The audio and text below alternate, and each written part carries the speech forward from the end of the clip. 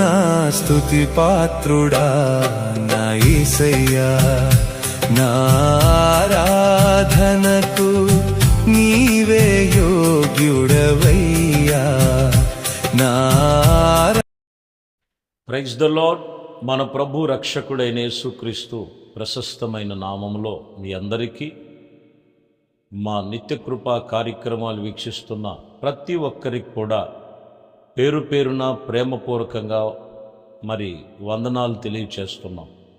పరిశుద్ధ గ్రంథములో నుంచి ఈ పూట వాక్యము 1 పేతురు రాసిన పత్రిక 1వ అధ్యాయము 2వ వచనాన్ని మనం చదువుతున్నాం.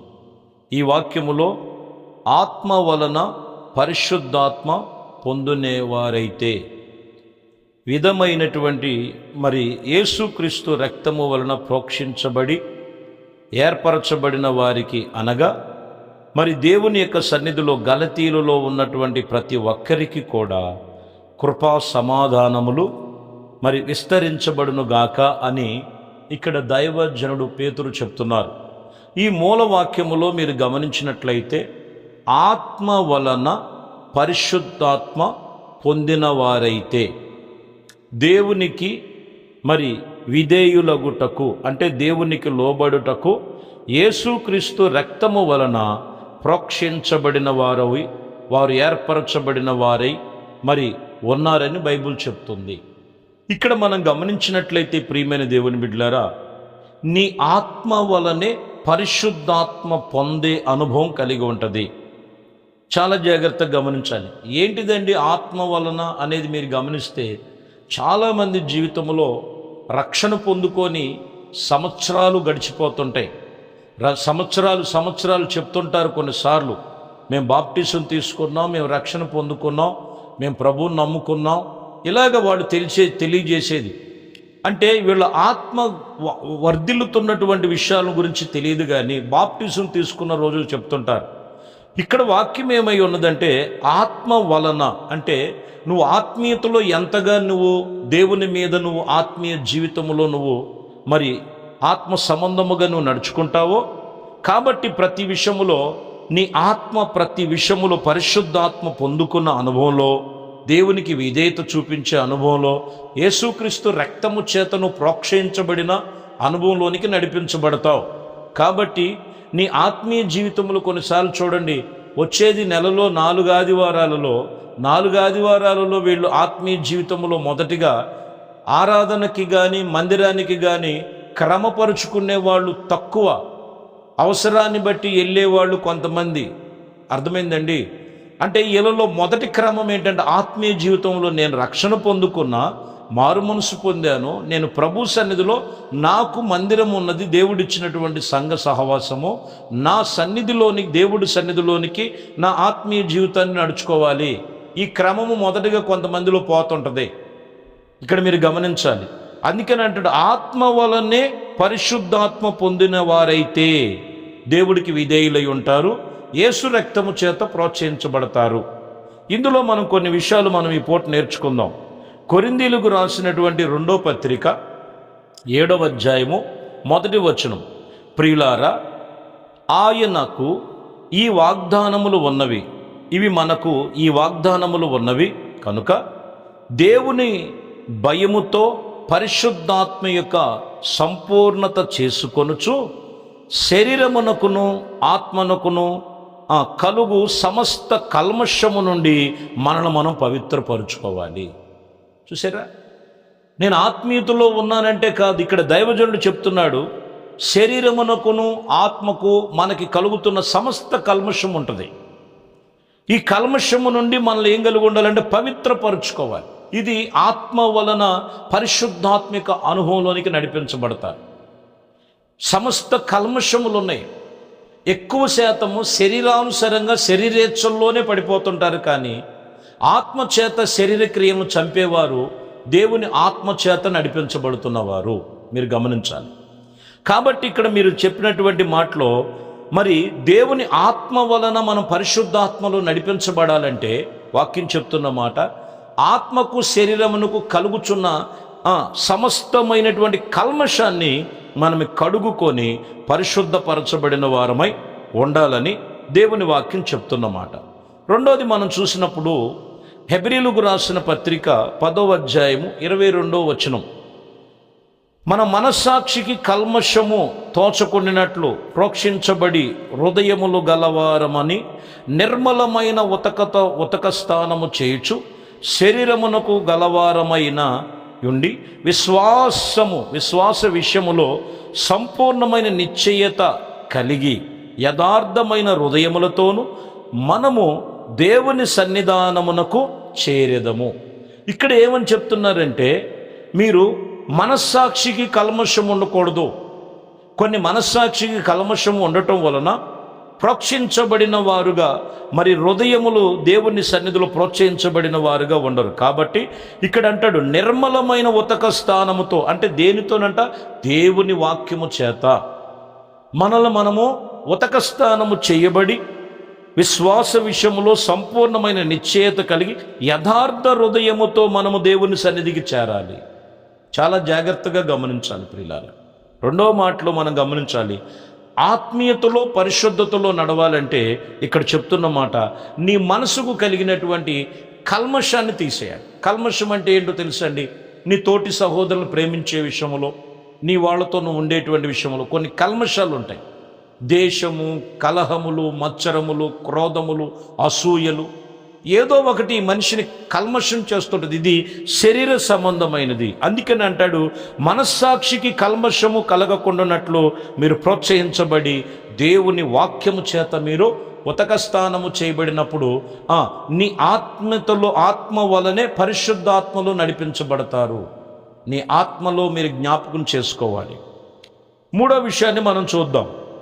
దశలోని సంఘానికి రాస్తున్నటువంటి మొదటి దశలోనికి రాసిన పత్రిక 3వ అధ్యాయము 23వ వచనములో మీరు చదువుతున్నాం, సమాధానకర్తయగు దేవుడు మిమ్మల్ని సంపూర్ణులుగాను పరిశుద్ధులుగా చేయుచు గాక అని ఇక్కడ మనం గమనిస్తూ, మీ ఆత్మయు జీవము ఇచ్చు శరీరమునకు ప్రభు అయిన యేసుక్రీస్తు రాకడ యందు మీరు నిందారహితులుగాను సంపూర్ణులుగా ఉండుటకే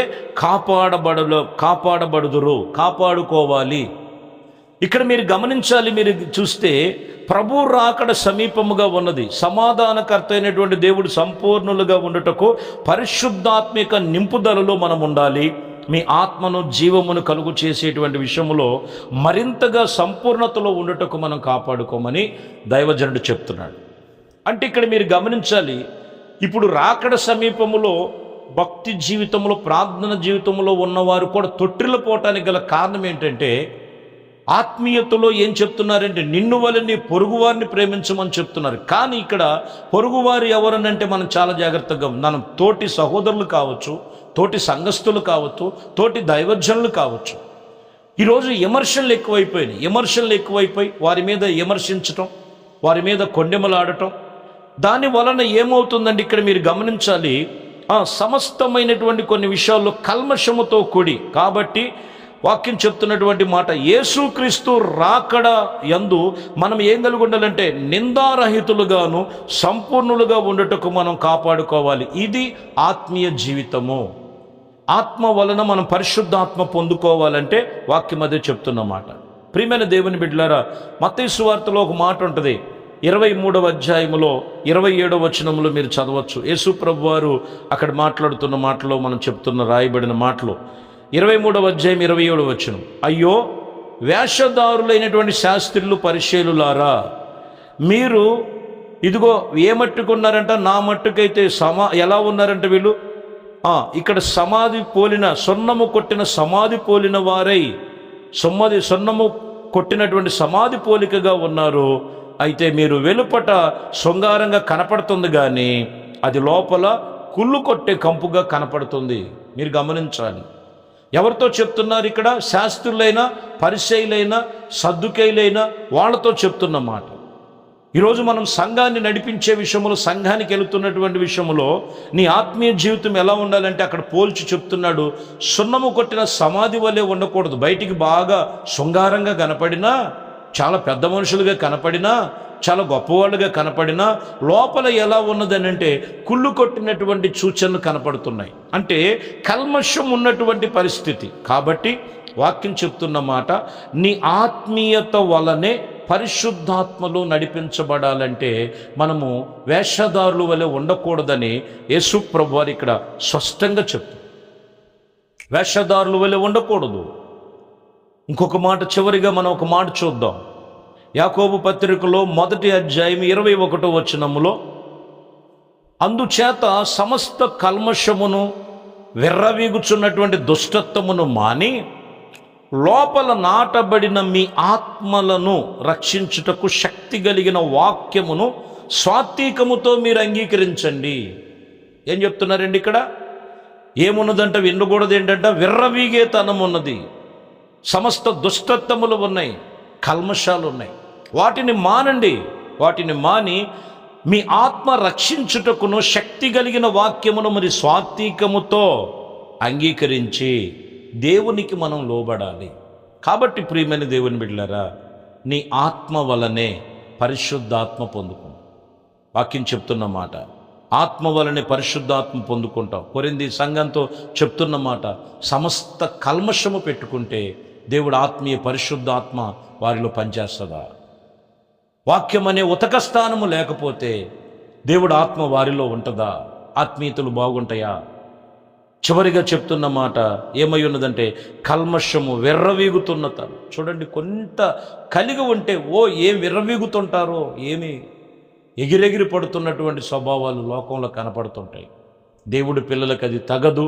వాక్యం చెప్తున్న మాట, ఆత్మ వలనే పరిశుద్ధాత్మ కార్యములు నువ్వు చూస్తావు, పరిశుద్ధాత్మలో నువ్వు నడిపించబడతావు. అట్టి విషయములో దేవుడు నిన్ను సంఘానిగా ఆయన సంఘ సహవాసములు చేర్చాడు. సంఘములో నీవు అలాగా స్థిరపరచబడాలి. అట్టి కృపలో మీ ఆత్మీయ జీవితం ఉండాలి. ఒక్కసారి మీ కొరకు ప్రార్థన చేద్దాం. ఎటువంటి కల్మషములు ఉన్నాయో, ఎటువంటి దుష్టత్వములు, ఎటువంటి బలహీనతలు, ఎటువంటి లోపములు ఉన్నాయో ఒక్కసారి సరి చేసుకో. నీవు నీ ఆత్మీయ జీవితానికి అది వ్యతిరేకమైనటువంటి వాణ్ణి బైబుల్ చెప్తుంది. ఏది వ్యతిరేకతలుగా ఉన్నాయో ఒక్కసారి ఆత్మచేత శరీర క్రియలను చంపుదాం. దేవుని సన్నిధిలో ప్రార్థన చేద్దాం. మహాపరిశుద్ధుడా, ప్రేమ కలిగిన తండ్రి, ఈ వాక్యమును బట్టి ఆత్మీయతల్లోనే పరిశుద్ధత ఉన్నదని, ఆత్మ వలనే పరిశుద్ధతను కాపాడుకొనుటకు వ్యతిరేకతలు ఉన్నాయి, ఆత్మకు శరీరమునకు విరోధముగా ఉన్న విర్రవీగుతున్న తనము దుష్టత్వమును మాని వాక్యమనే ఉతక స్థానము చేయబడి, వేషధారులు, శాస్త్రులు, పరిచయుల వలె సున్నము కొట్టిన సమాధి వలె మీరు ఉండద్దు. పైకి శృంగారముగా కనపడుతుంది కానీ లోపల కుళ్ళు కంపు కొట్టేటువంటి విషయములు మనం వాక్యము మాతో సూటిగా మాట్లాడారు ప్రభు. ఈ వాక్యం విన్న ప్రతి ఒక్కరిని కూడా ఆత్మీయతతో పరిశుద్ధాత్మ కార్యములు పొందుకొనటానికి ప్రతి ఒక్కరికి దయచే. వాక్యం అనే ఉతక స్థానము చేయమని. ఇదిగోనైనా మీ రాకడ సమీపముగున్నది. మీ రాకడకు నిందారైతులుగా ఉండటానికి కృప చూపించి ఈ వాక్యం వింటున్న ప్రతి కుటుంబాన్ని ఆత్మీయ జీవితాన్ని స్థిరపరచమని, ఆత్మీయతలో బలపరచమని. ఎక్కడ దేవుని సంఘానికి దూరమైపోతున్నారు బిడ్డలందరినీ కూడా తిరిగి సంఘములో చేర్చబడి మీ ఆత్మచేత నింపబడినట్లు సహాయం చేయను. యేసుక్రీస్తు పరిశుద్ధ నామములో ప్రార్థించి వేడుకొనుచున్నాము తండ్రి. ఆమేన్. ప్రభు మిమ్మల్ని దీవించి ఆశీర్వదించునుగాక. ఆమేన్. దేవునితో వచ్చిన పరిశుద్ధ